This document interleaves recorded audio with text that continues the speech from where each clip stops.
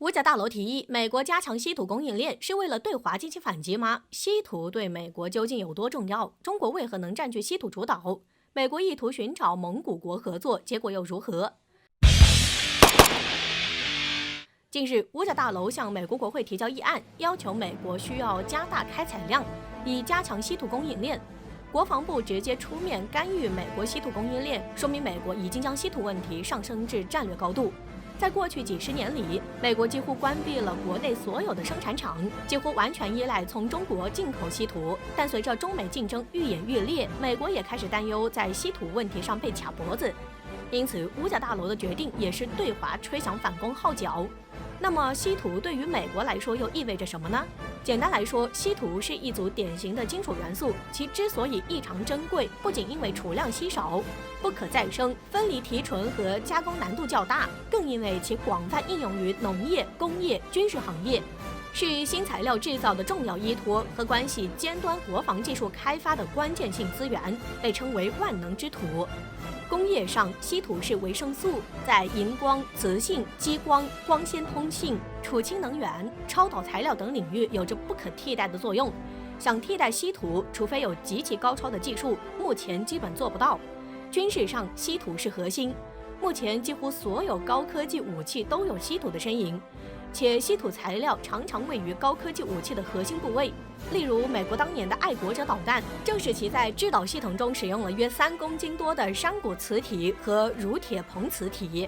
用于电子数聚焦才能精确拦截来袭导弹。M1坦克的激光测距机、F-22战斗机的发动机及其轻而坚固的机身等等，都有赖于稀土。一位前美军军官甚至称，台湾战争中那些匪夷所思的军事奇迹，以及美国在冷战之后局部战争中所表现出的非对称性控制能力，从一定意义上来说，是稀土成就了这一切。物以稀为贵，稀土之所以重要，突出在稀字上。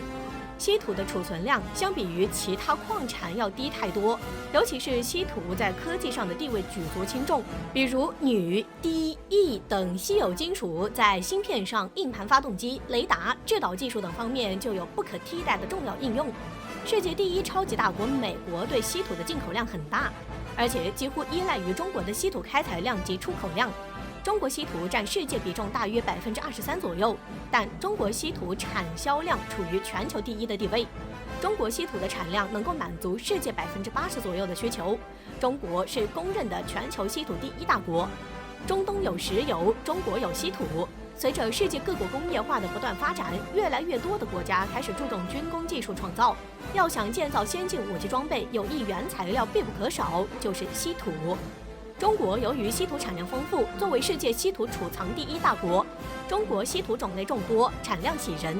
据统计，有将近71%都储存于中国地下，承担着全世界稀土供应国的角色。稀土被称为工业维生素，在科技产品中含量不高，但必不可少。爱国者导弹的制导系统、M1坦克的激光测距仪、F-22战斗机的发动机都必须依赖稀土材料。美国的稀土高度依赖进口，80%由中国提供，也从爱沙尼亚、法国、日本采购一部分，但这些国家的资源同样来自中国，他们买的是中国冶炼提纯后的中间产品。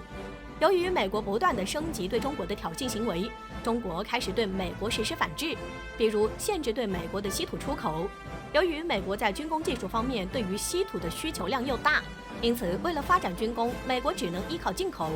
一直以来，中国作为稀土大国，与美国在稀土方面有过一段合作，但是后来双方未能达成共识，因此在稀土方面的合作就此打住。但是美国国内稀土资源无法满足自给自足，因此只能继续寻找合作对象。而蒙古国作为稀土第2大国，仅次于中国，稀土储量同样可观，因此美国便开始与蒙古国谈合作。不过，对于美国和蒙古国之间的稀土合作，有几个现实问题不得不考虑。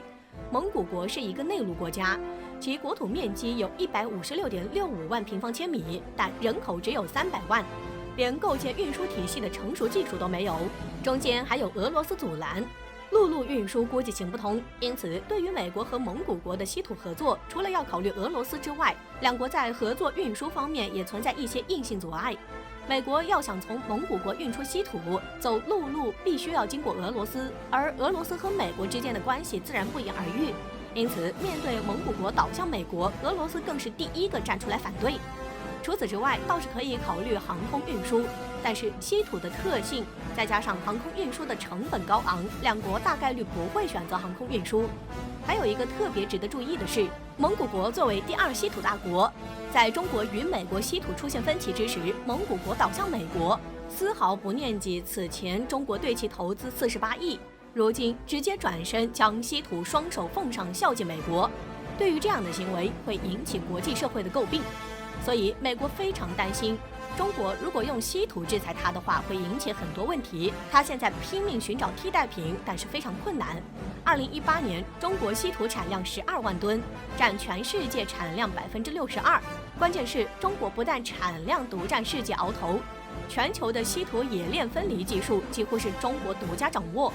虽然美国也产少量的稀土，美国也能从别的国家进口一些稀土，但想要加工成稀土精品，使其可以作为高科技材料使用，就必须还得把那些稀土再运到中国来冶炼、加工、分离。现在美国很着急，迫切需要有人能够研制出冶炼稀土的技术，包括分离技术，哪怕能跟中国平起平坐也好，美国国防部会给你巨额的补贴，其目的就是要提振本国的稀土制造业。然而，这样的幻想有些不切实际。稀土的战略性地位，目前无论在军事还是工业、农业上都难以被替代。这就意味着，至少在未来新技术革命之后的相当长一段时期内，稀土在高端生产活动中的重要地位都将难以撼动。其技术应用也将是各国抓住高端生产活动的兵家必争之地。目前，美国认定的35个战略元素与日本选定的26个高技术元素中，都包括了全部稀土元素。日、英、法、德等工业发达国家都缺乏稀土资源，但他们都拥有世界一流的稀土应用技术。这些国家都把稀土看作是对本国经济和技术发展有着至关重要作用的战略元素，所以中国在稀土的出口上更有话语权，也能进一步保障中国的稀土资源安全。这也让美日等国急了。美国福布斯发表文章称，中国减少或停止出口稀土元素的能力将对美国制造业及其整体经济带来灾难性后果。他们对美国国防和科技产品至关重要，而此前因美国对台军售，中国宣布对美国军工企业进行制裁，而中国能卡美国军工脖子的王牌无疑是稀土，这非常具有战略意义。如今，美国迫切寻找新的稀土供应链，也是为了摆脱卡脖子的问题。但问题是，即使在稀土原料上，美国能找到供应，可中国也几乎垄断了稀土加工技术，美国又该如何打破技术封锁呢？